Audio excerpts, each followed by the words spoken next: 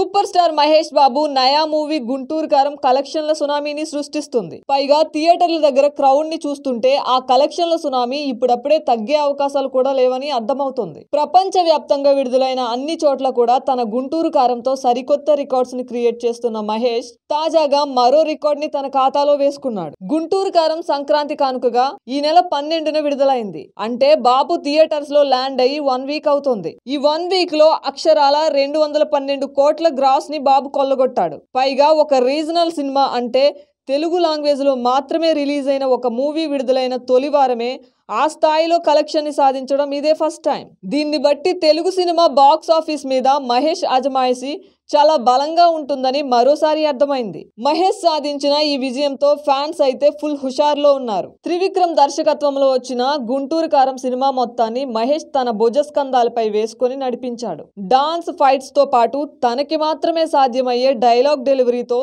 Silver screen పై వీర విహారం చేసి గుంటూరు కారం రికార్డ్ కలెక్షన్స్ ని సాధించడానికి ప్రధాన కారణమయ్యాడు. తాజాగా టికెట్ రేట్స్ కూడా తగ్గించడంతో కలెక్షన్లు మరింత పెరిగే అవకాశం ఉంది. దీంతో మరిన్ని రికార్డులు మహేష్ ఖాతాలో చేరే అవకాశం ఉంది. హారిక అండ్ హాసిని క్రియేషన్స్ నిర్మించిన ఈ గుంటూరు కారం పూర్తిగా మహేష్ వన్ మ్యాన్ షో.